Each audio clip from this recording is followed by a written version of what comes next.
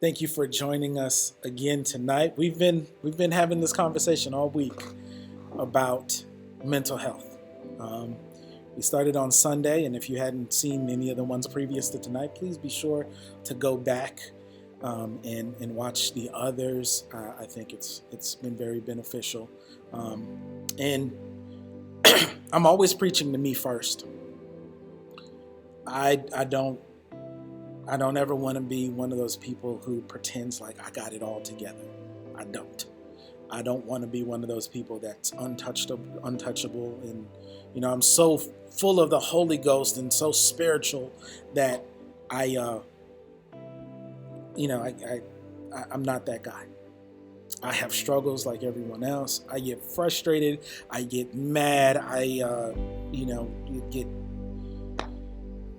imperfect. Period. And anyone who says anything that's good about me, the Lord is bringing that out of me, because in myself I fall short of the will of God every single day. And luckily, we have a God who is forgiving.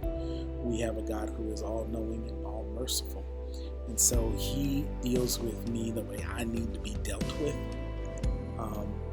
And I have to apologize a lot, especially for my mouth. I used to be a really angry person. I used to fight a lot, but I've gotten away from the fighting part, physically anyway. And I often have to apologize for my verbal attacks and my fights. Because I got a strong wit and a quick tongue, and I don't even have to curse you out to, curse you out, if you know what I mean. I don't have to use the cuss words. And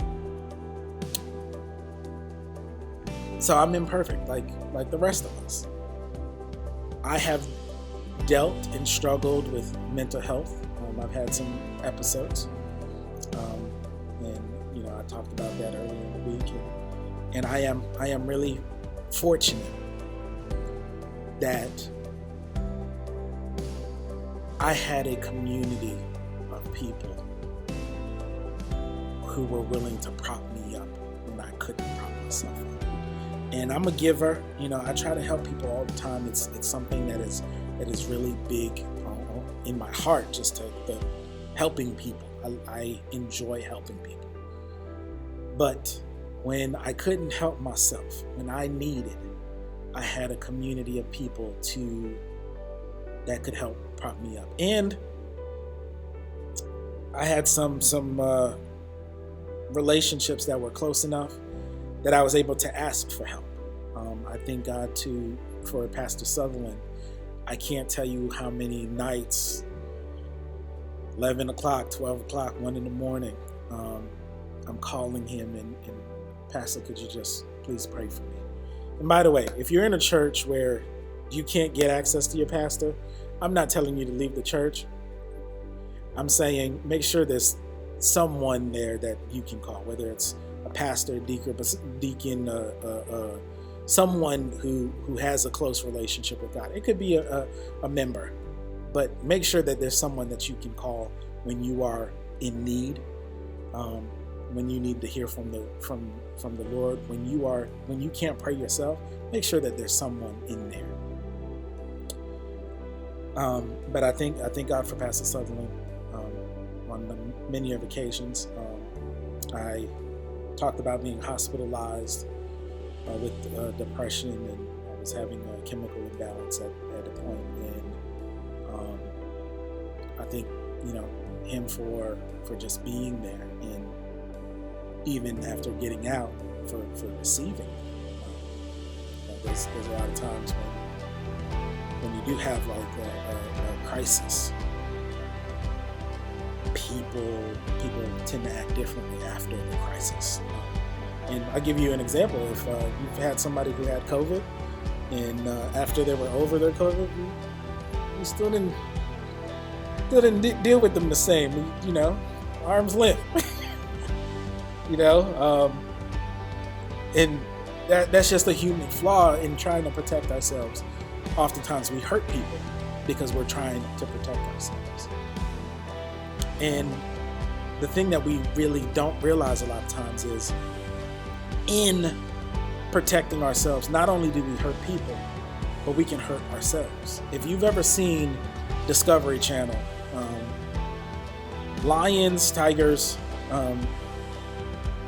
Animal Kingdom, all the predators, when they are attacking an animal, they don't attack the herd. They try to find one that is going to separate from the herd.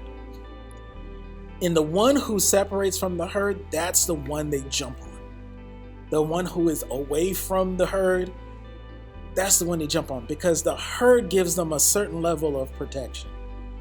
Because as a herd, they probably could fight off a tiger, a lion. They could, as a herd, they could hold their ground. But as an individual, they have no chance of fighting off the predator.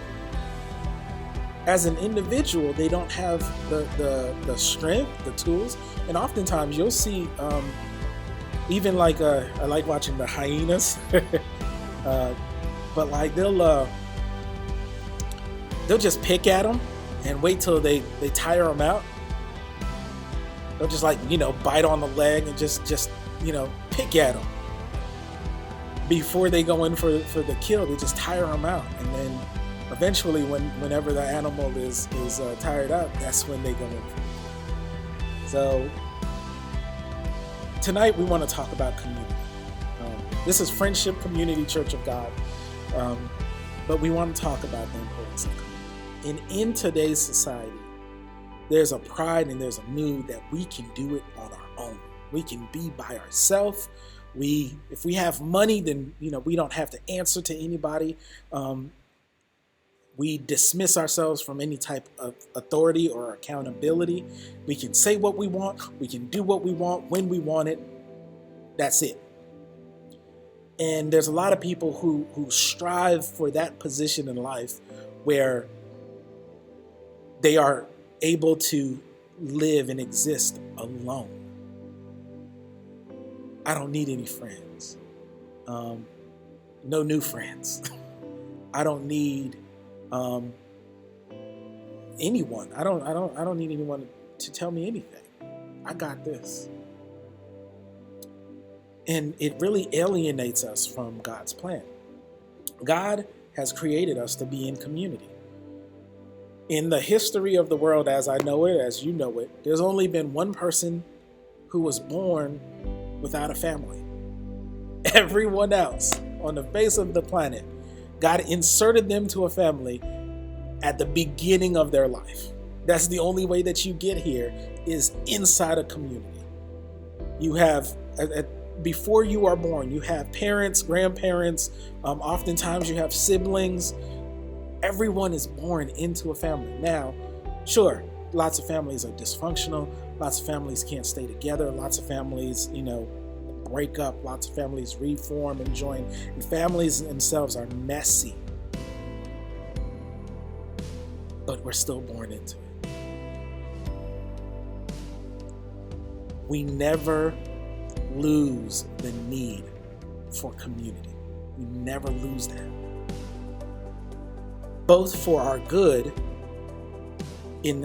so that people can identify when we're not ourselves.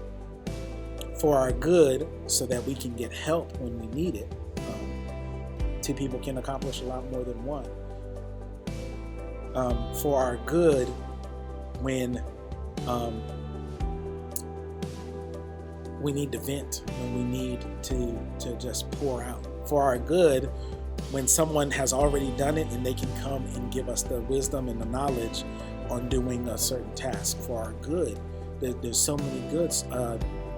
There are a few babies that would make it without someone watching over them. For our good.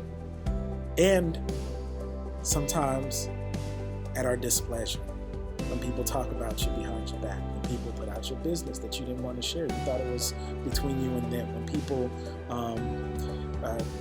discount your trust, when you get cheated on, when you get lied on, when people hurt you for our bad, when people steal from you, when people take from you, when people cause you to fear or invoke fear into you, when people just do stuff. People are messy.